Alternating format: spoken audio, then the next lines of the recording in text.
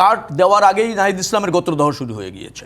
জামাত তো সেই রাজনৈতিক দল, যা বুঝিয়ে দিতে পারেন। বিএনপিতে তরুণ প্রার্থী অনেক এবং তরুণরাই বিএনপিকে সমৃদ্ধ করছে প্রতিনিয়ত। শেখ রবিউল আলম, জামাত ধানের শীষে দীর্ঘদিন ভোট দিয়েছে, এখন রাজনৈতিক কারণে তারা আপনাদের থেকে আলাদা হয়েছে এবং সেই জায়গাটিতে আসলে তারা তাদের মতন করে কৌশল করছেন। সেখানে বিএনপি হেরে যাবে, ক্ষমতা থেকে দূরে সরে যাচ্ছে দেখেই এখন বিএনপির এই অবস্থা কিনা? চেষ্টা করে দেখুক না, জনগণ সিদ্ধান্ত নিক। সে 12 তারিখেই ফয়সালা। হ্যাঁ, সেটা তো ফয়সালা হয়েই যাবে। এটা তো ভোটের মাধ্যমেই ফয়সালা হবে। প্রবাসীদের জন্য জামাত কাজ করেন, আর বিএনপি কি করেন?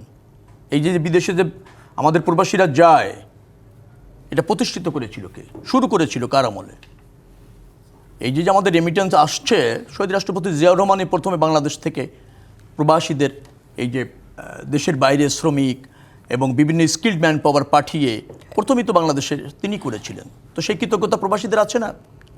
এই প্রবাসীদের জন্য বিএনপি সবসময় দরদি হয়ে কাজ করেছে না? আজকে যারা প্রবাসী ওখানে যে প্রতিষ্ঠিত হয়েছেন, বিএনপি 17 বছর দমন পীড়নের ফলে আওয়ামী লীগের বিএনপি নেতাকর্মীরা ওখানে গিয়ে আশ্রয় নিয়েছেন না? সেখানে গিয়ে তারা প্রতিষ্ঠিত হচ্ছেন না? সেখানে গিয়ে এই আপনার ফ্যাসিবাদ বিরোধী আন্দোলনে প্রবাসীরা যারা নেতৃত্ব দিয়েছে তারা অনেকে বিএনপির সাথে যুক্ত না। জামাত ইসলামের একটা ব্যাপার আছে, কোথাও কোনো স্টেক হোল্ডার পেলে ওটা ওনাদের মতো করে দাবি করতে শুরু করেন, আর হচ্ছে অন্যের উপর দায় চাপাতে শুরু করেন। একটা গোষ্ঠী বাংলাদেশ হয়েছে, এই যে মন গড়া কথা, না ভোট চাচ্ছে বিএনপি, হা ভোটের পক্ষে আমরা না, আমরা এই হা প্রতিষ্ঠা করার জন্য দায়িত্ব নিয়ে কাজ করছি। অন্যদের কোথায় ভূমিকা আছে একটু বলেন তো আপনি? না আপনার এই হায়ের পক্ষে কে কোথায় প্রচার করছে? কোন দলের শীর্ষ পর্যায় থেকে এখনো পর্যন্ত স্ট্যান্ড নেওয়া হয়েছে আমাদের মতো?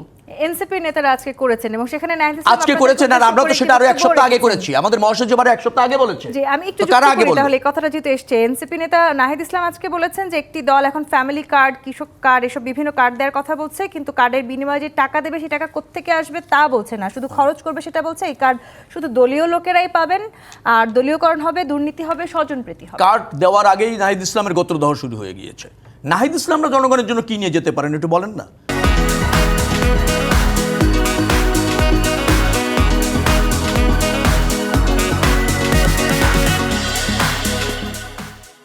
বিএনপির ভৎসনা করা ছাড়া আর ত্রুটি খুঁজতে ছাড়া অথবা বিএনপির প্রতি সন্দেহ পোষণ করা ছাড়া ওনাদের কোনো রাজনীতি আছেন নাকি?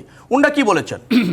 উন্ডা বলেছেন উন্ডাই একমাত্র হচ্ছে সংস্কার চান, নতুন বাংলাদেশ বিনির্মাণ করতে চান, জনগণ ওনাদের সাথে আছে, সব রাজনৈতিক দল ব্যর্থ হয়েছে, উন্ডাই শুদ্ধ।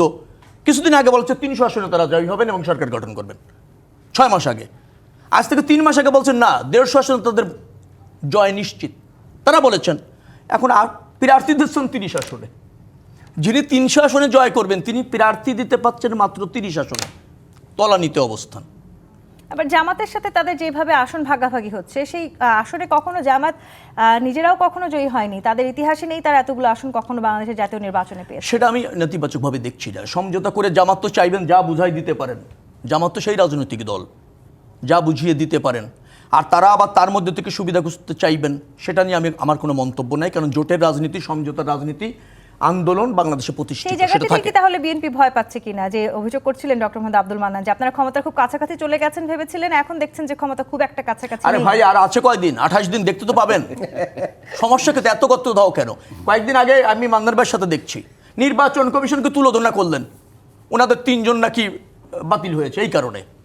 আর যখন আপিলে ফিরে পেয়ে গেছেন নির্বাচন commission, good, very good, no আরো বাতিল করছে। আমার বক্তব্যটা হচ্ছে এইভাবে আস্থা না রেখে, জনগণের প্রতি, প্রতিষ্ঠানের প্রতি আস্থা না রেখে এবং অন্য বড় রাজনৈতিক দল, জনপ্রিয় দলকে শ্রদ্ধায় না রেখে, সম্মানের জায়গা না রেখে যারা ভৎসনা করে তারা রাজনীতি করে না। তারা যে কোনো মূল্যে ক্ষমতায় চায়, আর যারা যে কোনো মূল্যে ক্ষমতায় চায়, আমি আবারও বলছি, তারা হচ্ছে তাদের রাজনীতি জনবান্ধব হয় না, জনগণের সুখকর না। একটা একটু বলতে চাই, যিনি প্রধান উপদেষ্টার কথা বলেছেন তিনি তরুণ মানে বুঝিয়েছেন সব দলের তরুণ, তিনি কোনো বিশেষ দলকে তরুণের দায়িত্ব দেন নেই। কিন্তু আমাদের মধ্যে সমস্যা আছে, রাষ্ট্রের সব তরুণদের একটা বিশেষ দল তাদের মালিকানা হিসেবে দাবি করে। বিএনপিতে তরুণ প্রার্থী অনেক এবং তরুণরাই বিএনপিকে সমৃদ্ধ করছে প্রতিনিয়ত, এবং আগামীতেও বিএনপির রাজনীতি এবং রাষ্ট্র ব্যবস্থাপনা জনরায়ের ভিত্তিতে হলে সেটা হবে তারুণ্য।